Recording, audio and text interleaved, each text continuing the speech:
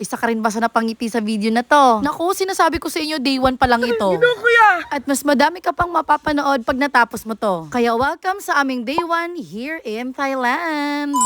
Good morning mga kasana all. Kapag sinabi ko sa inyong galaan, ako sinasabi ko sa inyong walang tulugan. Kaya naman pagkadating dito, gala diretso kung nakita nyo yung previous video. And darat, ligo muna tayo.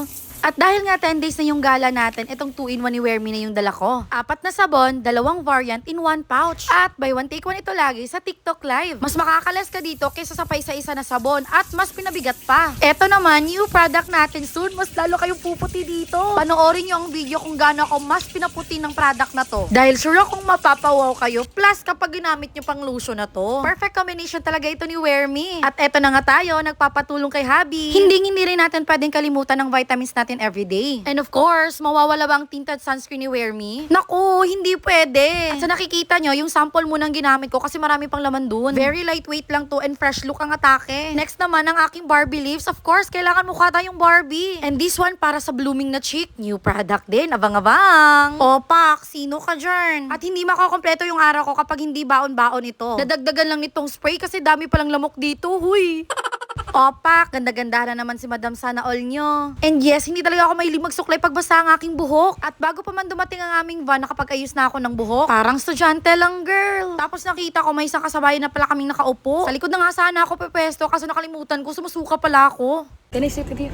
Siya lang pala mag-isa kaya kinamigan na namin siya. 2 oras yung biyahe namin kaya dapat maaga talaga. And our first destination is Train Market. Ito yung famous Train Market here in Bangkok. Ito yung traditional Thai market kung saan liligpitin ng tindahan kapag dadaan yung train. At dahil nga nahuli kami sa unang schedule nito, kailangan na muna mag-roam around kami kaya namili na lang ako ng mga pasalubong. Kung alam ko lang na mas mura yung mga pasalubong dito, sana dinamihan ko na. At dahil may oras pa kami bago yung next schedule ng train, naganap na muna kami na makakainan. Hindi na nga kami masyadong lumayo sa aming meeting place at dito na kami kumain. Pero bago yan, of course, nag-outfit check muna tayo. Sa sobrang aga ng call time namin kanina, hindi na kami nakapag-breakfast, kaya dito na. For the hub-hub na ang person dyan kasi sobrang sarap ng pagkaluto ng itlog nila.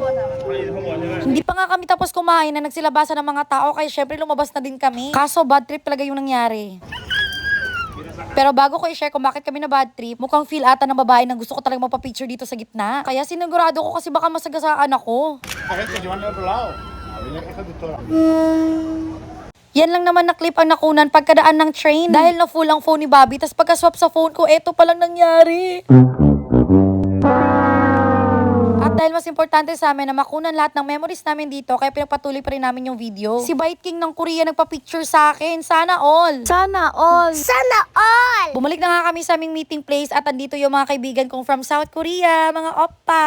Kasabay namin sila sa tour at waiting na kami dito sa aming tour guide. While waiting, eto nga palang ibang display sa harapan namin. At si ate naman parang medyo nag-aatubili. Huy, may mga nice cup and bags din talaga dito pero I don't know, hindi ko alam kung bakit hindi ako bumili. Siguro ay dahil excited na ako sa next stop namin. Naku guys, tingnan nyo dito para talagang si Bite King yung Koreano. Anyways, we're now here at Floating Market. Nothing special here, gusto ko lang talagang matry. At etong na friend namin, his name is Raz from Israel. 20 years old na solo traveler. Actually, dun sa train guys, nag-expect ako na mabilis siyang dumaan. May nakita kasi akong ganun sa video, di ko lang sure kung sa Bangkok ba yun. Anyways, eto na naman, pag-uusapan na namin ng oras kung kailan kami magkikita-kita dito sa aming meeting place. Dito kay Kuyang Gwapo para sa mga magbo-boating na bibili sa market. As pampalipas oras, since may 3 hours free time kami. But mga 1 hour and a half lang yung free time namin since may elephant riding kaming in-avail. Actually, kasama na sa package namin ng boating pero hindi yung dadaan-daan sa market, tuloy-tuloy lang yung takbo. At dito din pala yung package kung saan malalapitan mo ng personal yung tiger. Kaso girl, talagang di ko carry. Babalik pa kami dito na kasama si Macy. At eto yung unang malaking elepante na nakita ko. Actually, nakaka-amaze and super cute nilang tingnan at the same time nakakaawa lang talaga. I don't know, parang gusto ko silang dalhin ng Pinas.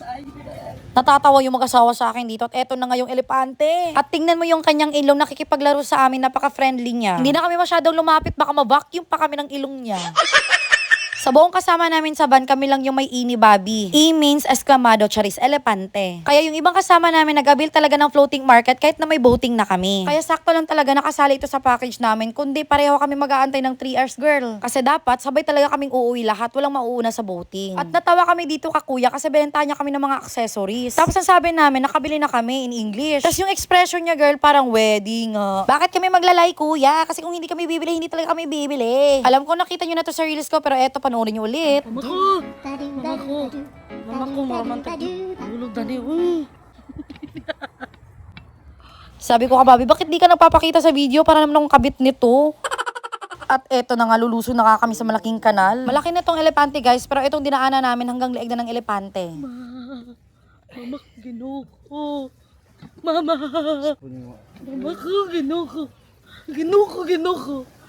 Ginoko, elepante. Nene. Gino. Nakasmile pa katani. Thank you. Saka na guys. Ginoko! Tabang ginoko ya! Ginoko ya! Ginoko ya!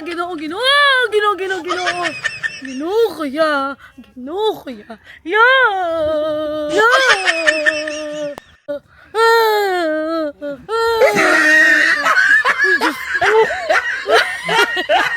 O, kayo naman dyan, kahit sino walang gugusto, mahulog talaga dyan. Akala nga namin hanggang doon lang yung ride namin, kaso iikot pa pala to. Tapos nakita namin yung ibang mga kasama nila na kumakain na. At ngayon ko lang nakita paano niya ginamit yung ilong niya para makakain siya. O, diba? Ang cutie. At nandito na nga yung ibang katipunero nagpapahinga. Eto naman yung mga elepanteng nasa harap kanina nung pagkapasok pa lang namin. Ang cute pala yung maliit. Okay guys, the baby elephant is 4 months and the mother is 10 years old.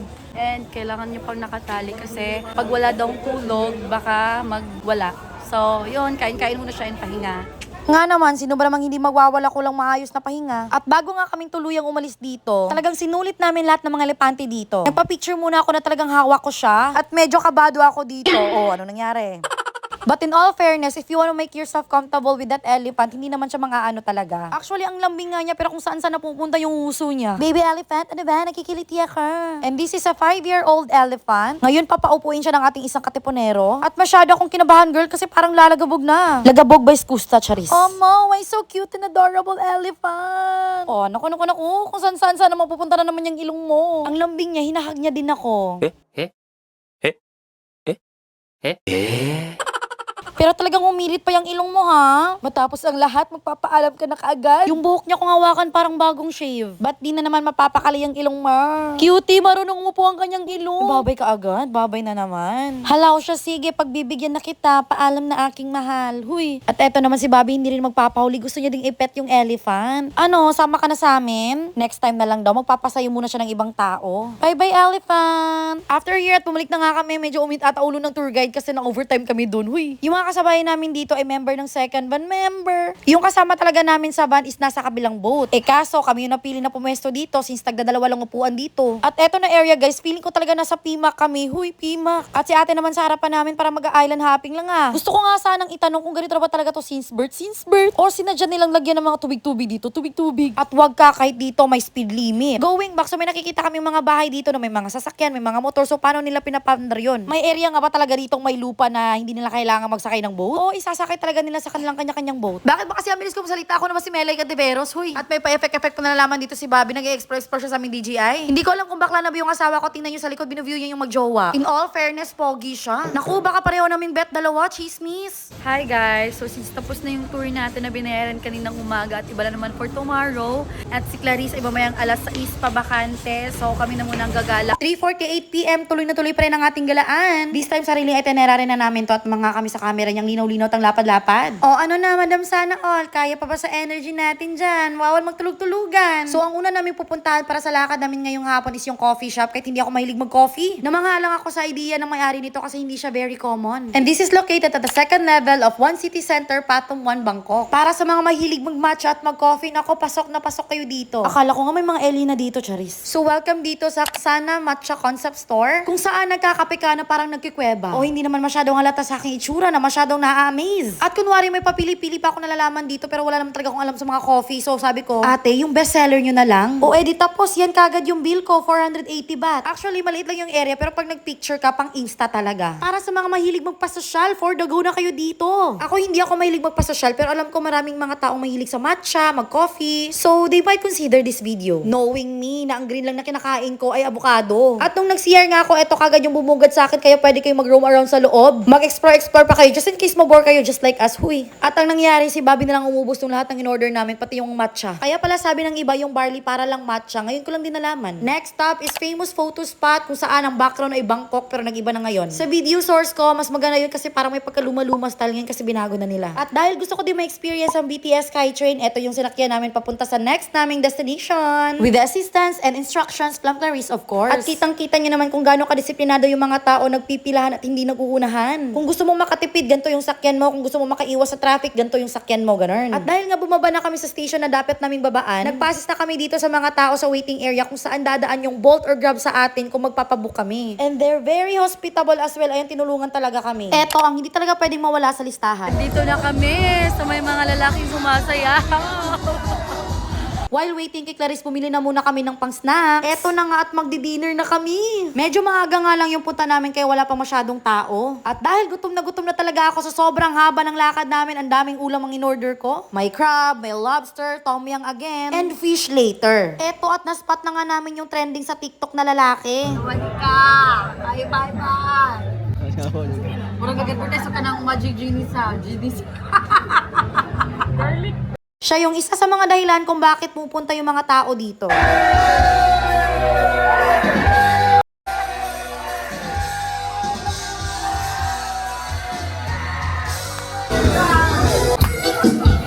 Sobrang nakakatuwa dito guys. Di ko alam kung makakain pa talaga kayo ng maayos dito. Ang daming mga kamukha sa kakilala ko. Sobrang na-OJ talaga ako kay Bobby kasi very opposite kami pero super supportive siya dito. Dito na video parang inaalog din kayo ano. Kuya, talagang may kamukha ka pero ayaw kong sabihin. Kuya, hindi ko in-expect yung ginawa mo. Hanggang tingin-tingin lang, no touch tayo. Huy, okay lang yung hawak-hawak sa balikat, wag lang yung halik-halik, huy. Ang laki naman ng muscle ni Kuya. Yung outfit nyo ngayon is sa Shein binili yan, no? Medyo parang kamukha niya si TG.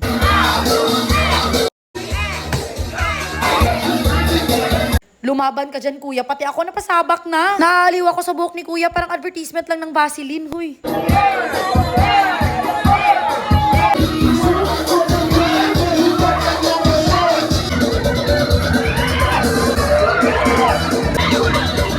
Sana, Kuya, okay lang kayo.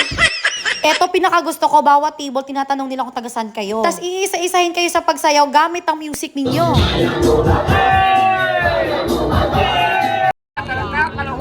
Go! At ganto magpa-picture sa kanila. Oy, oy, oy, oy, oy. At eto naman lahat ng mga nagastos namin sa araw na yan. Plus 2,500 baht na D1 tour package. Yun lang, good night, bukas ulit.